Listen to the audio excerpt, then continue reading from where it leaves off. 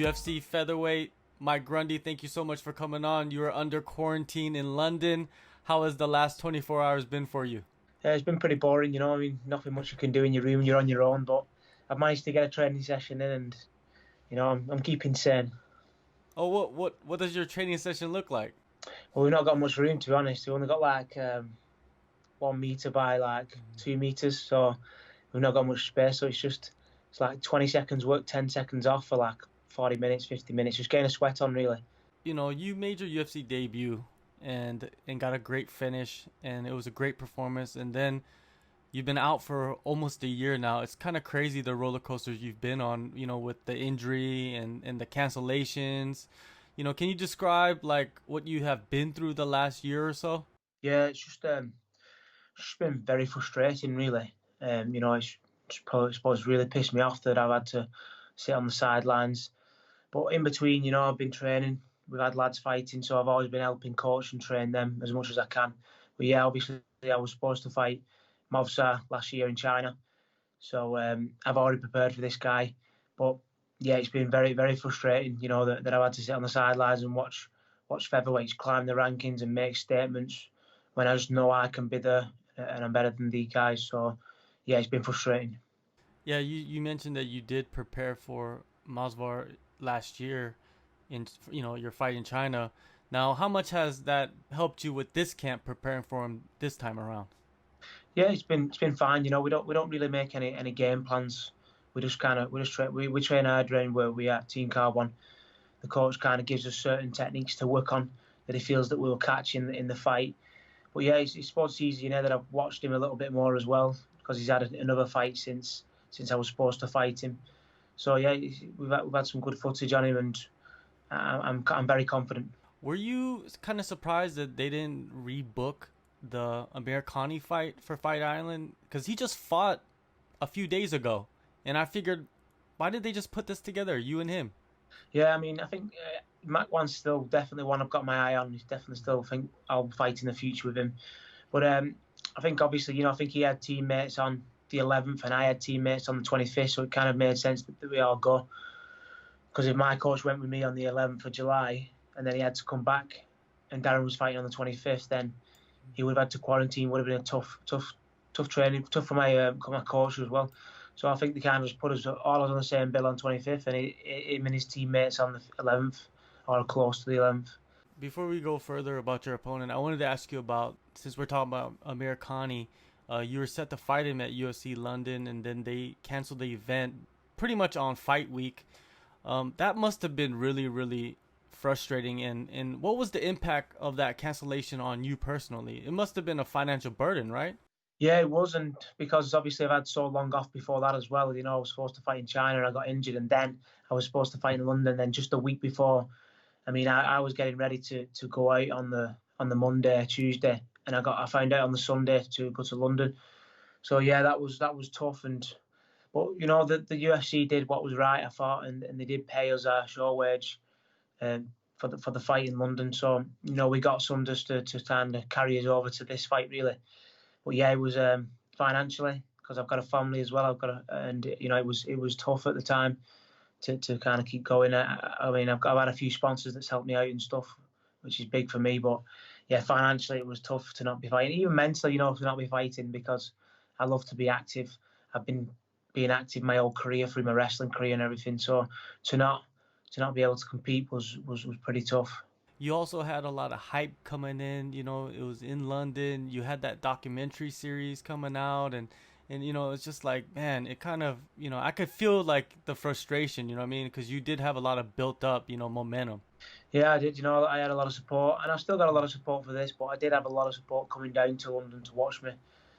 So it was a frustrating time, but like I say, I've still got the support for this online. A lot of people's going to be watching and having garden parties, putting it on in the garden and stuff, and watching me. So I can't wait.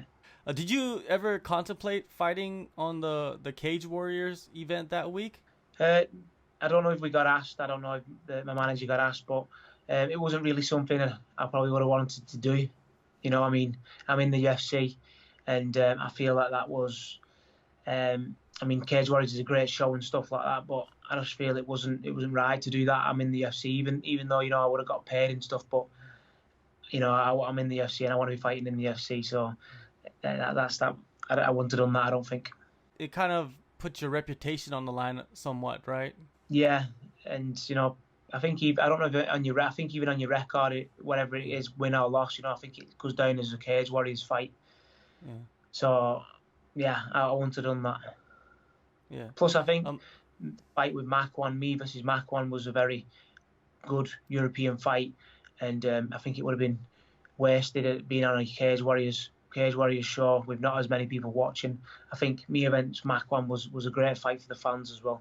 Yeah, I completely agree. I still want to see that fight. Like you said, you still want that fight later. I want to see that fight too, man. I was hyped for that, man. That was like one of the sleeper fights going into the UFC London card, I believed, and man, it just sucked that it didn't happen. But hey, it's gonna happen, so it's all good.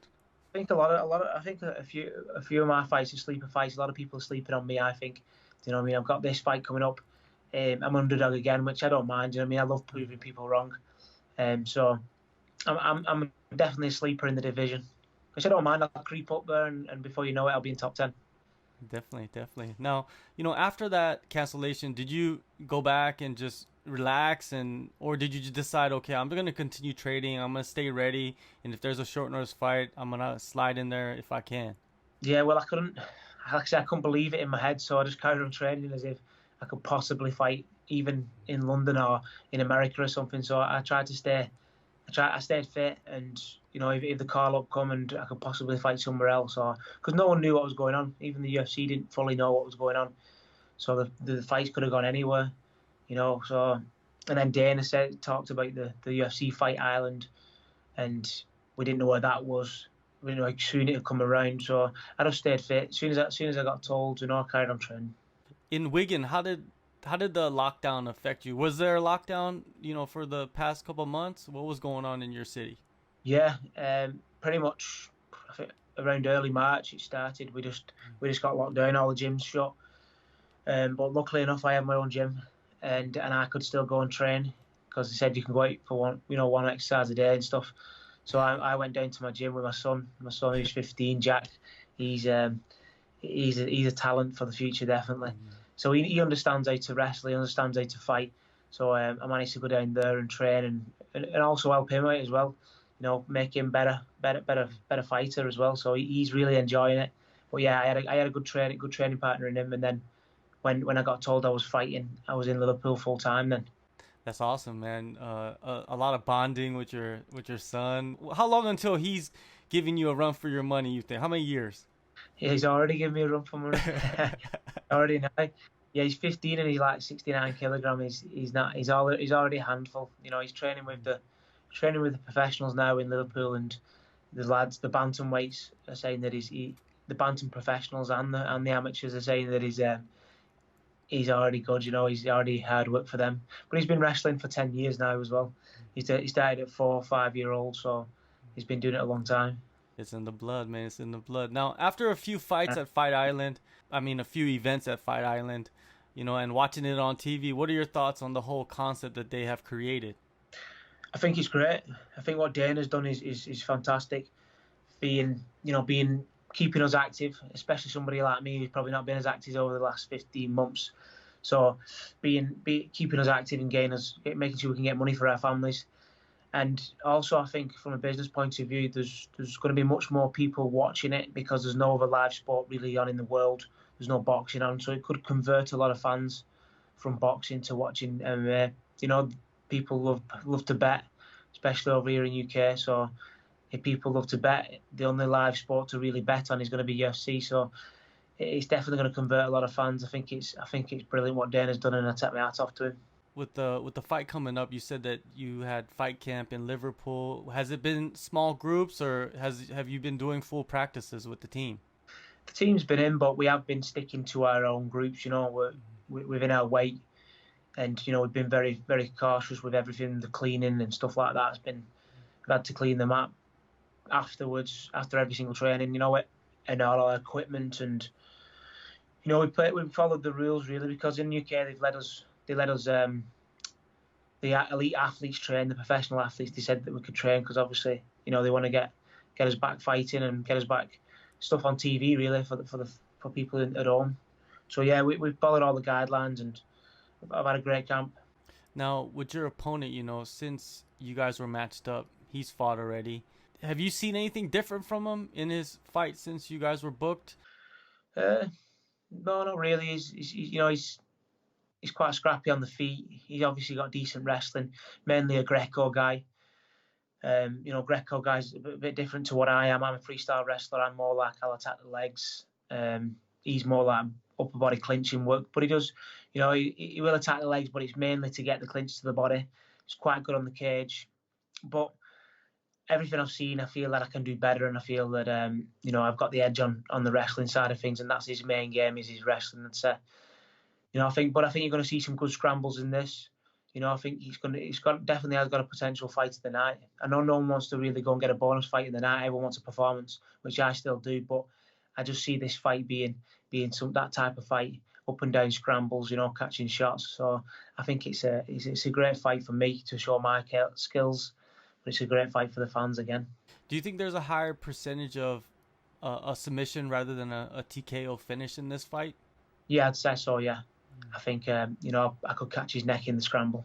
Yeah, when I look at this matchup, I look at it as a fight where the scrambles, like who wins those, are going to be the one that comes out on top, right? It's just very clear to anybody that knows your guys' style. Yeah, we obviously we're both wrestlers, but just different kind of wrestlers. So, you know, I've seen him he got took down by Barzola, on his last fight, you know, with the leg attacks and stuff. And Barzola's not really much of a wrestler, I don't think. So, you know, my main attack is a leg attack. So, I think if I shoot on your legs, I'm going to finish it. You know, it's just see how good his scramble is when I get him.